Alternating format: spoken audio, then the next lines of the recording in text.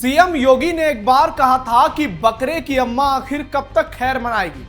तब से उत्तर प्रदेश में बड़े बड़े माफियाओं का गेम ओवर हो गया है और अब बलरामपुर में करोड़ों के आलीशान कोठी में बैठकर धर्मांतरण का जिहादी खेल खेलने वाले कट्टरपंथी छांगुर उर्फ जलालुद्दीन के आका का पर्दाफाश हो गया है। उसकी फंडिंग को लेकर जबरदस्त खुलासा हुआ है और उसका गुरु घंटाल वही निकला है जो हिंदुत्व का सबसे बड़ा दुश्मन है। नाम है जाकिर नाइक। जी हां, भगौड़ा जाकिर नाइक, जो 24 घंटे हिंदुत्व के खिलाफ न सिर्फ जहर उगलता है, षड्यंत्र रचता है, बल्कि धर्मांतरण के काले कारनामे का वो सबसे बड़ा खिलाड़ी भी है।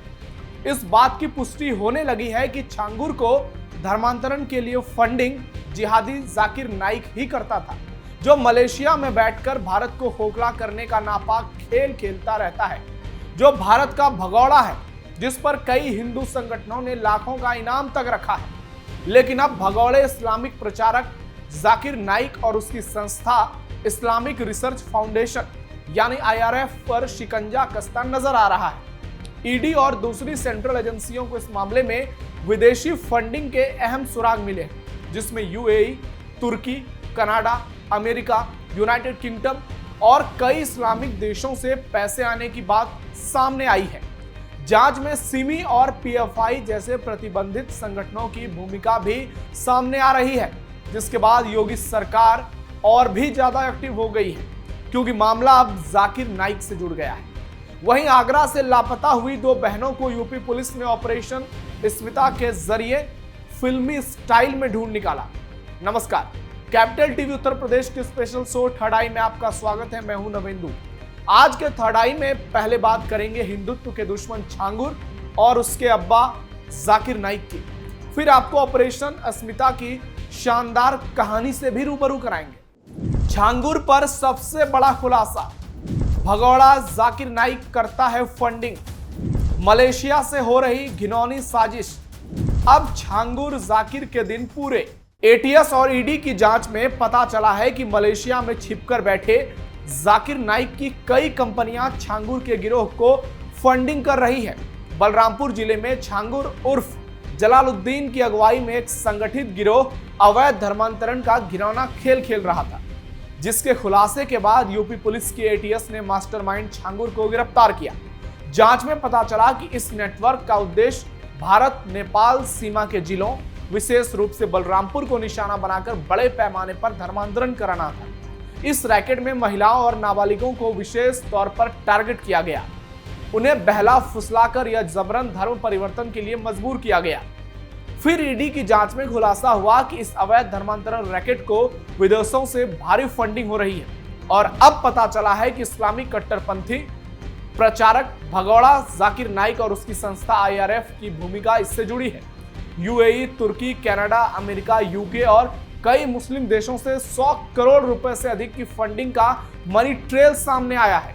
ED ने छांगुर के 5 विदेशी बैंक खातों की जांच की है, जो UAE में है, और इन खातों में संदिग्ध लेन देन की बात कही जा रही है। आयकर विभाग ने फरवरी 2025 में अपनी एक डिटेल रिपोर्ट में अवैध धर्मांतरण, मस्जिदों, मदरसों और मजारों के निर्माण के लिए विदेशी फंडिंग की आशंका जताई थी, जिसे गृह मंत्रालय को भी भेजा गया था।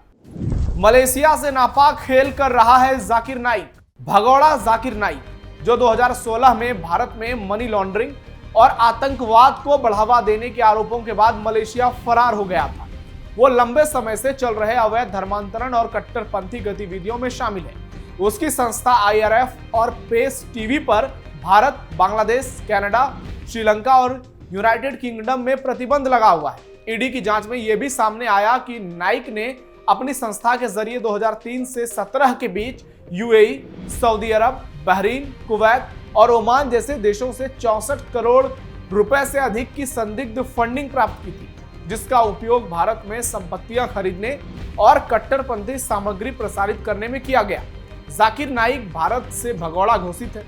उसने मलेशिया को अपना ठिकाना बना रखा है। वहीं से बैठकर वो वीडियो के जरिए लोगों का ब्रेन वॉश करता है। इस गिरोह के एक सदस्य ने एक वीडियो इंटरनेट मीडिया पर वायरल किया। इसमें जाकिर नाइक जहर उगलता है। वो कहता है, वक्र की फिक्र कर नादा, मुसीबत आने वाली है। तेरी बर्बादियों के मशवरे हैं आसमानों में, ना समझोगे तो मिट जाओगे ऐ हिंदुस्तान वालों, तुम्हारी दास्तां तक भी ना होगी दास्तानों में। गिरोह इस प्रकार के गीत वाले वीडियो बनाकर भारत को इस्लामिक राष्ट्र बनाने के लिए गजवाए हिंद की साजिश रच रहा है। साथ ही यह दलील देता है कि भारत में बुत परस्ती को बढ़ावा दिया जा रहा है। ईडी ने पीएफआई के नेताओं के खिलाफ मनी लॉन्ड्रिंग की जांच में केरल और यूएई में रियल एस्टेट और अन्य व्यवसायों के जरिए धन शोधन के सबूत भी पाए हैं। केंद्रीय गृह मंत्रालय को भेजी गई आयकर विभाग की रिपोर्ट में भारत नेपाल सीमा के जिलों में अवैध धर्मांतरण और कट्टरपंथी गतिविधियों के लिए विदेशी फंडिंग का जिक्र किया गया था।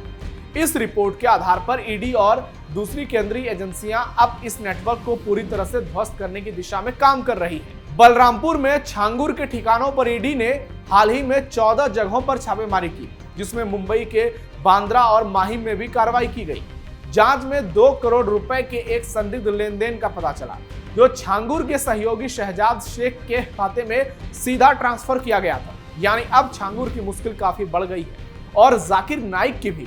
लोग इस जिहादी को भारत लाने की मांग कर रहे हैं ताकि हिंदुत्व के खिलाफ जहर उगलने वाले सपोले का करारा इलाज हो सके, क्योंकि यह व्यक्ति दिन रात लोगों को ऐसे भड़काता है, लोगों को ऐसे गुमराह करता है कि हिंदू हिंदुत्व से दुश्मनी कर बैठते हैं और हिंदू ही हिंदुत्व पर सवाल उठाने लगते हैं। लोग इसके चंगुल में, इसके जाल में ऐसे फंसते हैं कि वो पूरी तरह से उनका ब्रेन वॉश हो जाता है और जाकिर धड़ल्ले से इस काम को लंबे समय से करता आ रहा है।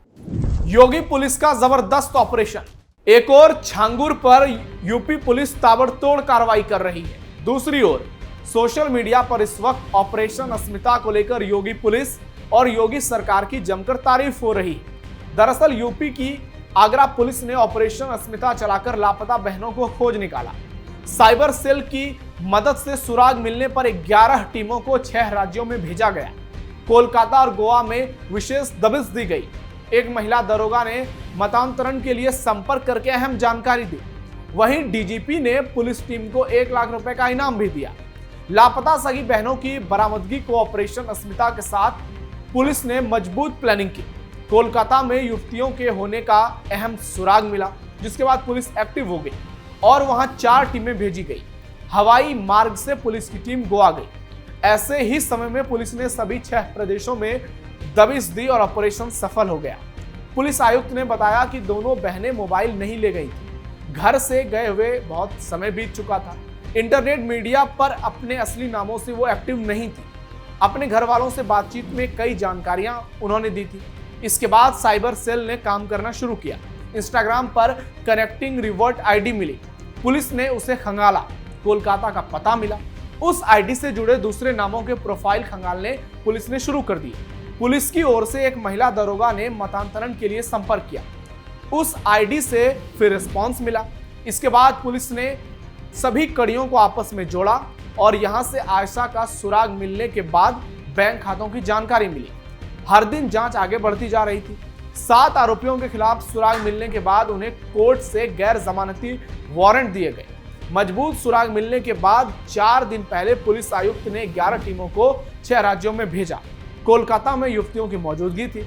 इसको देखते हुए यहां एक एसीपी के अगुवाई में 4 टीमों को भेजा गया और दूसरे स्थानों पर एक टीम में 4 से 5 पुलिसकर्मी लगाए गए। इसकी अगुवाई इंस्पेक्टरों को दिया गया। 50 पुलिसकर्मियों ने 4 दिन तक दिन रात मेहनत की, तब जाकर ऑपरेशन अस्मिता सक्सेसफुल हुआ। यानी योगी पुलिस ने एक बार फिर बता दिया कि वो देश की टॉप पुलिस क्यों कही जाती है और ये भी जता दिया कि अगर यूपी में जो लोग इस तरह से रैकेट चलाते हैं, अवैध धर्मांतरण का खेल खेलते हैं, उसके लिए योगी सरकार और यूपी पुलिस काल है। तो इस मामले में आपका क्या कहना है, कमेंट बॉक्स में बताइए। फिलहाल थर्ड आई में इतना ही। आप जुड़े रहिए कैपिटल टीवी उत्तर प्रदेश के साथ। धन्यवाद।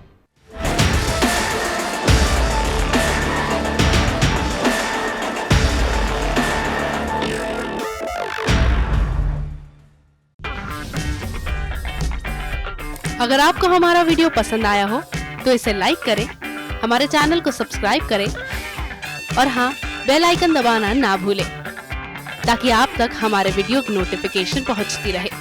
आप अपना सुझाव हमें कमेंट बॉक्स में दे सकते हैं। हमारे साथ जुड़ने के लिए शुक्रिया।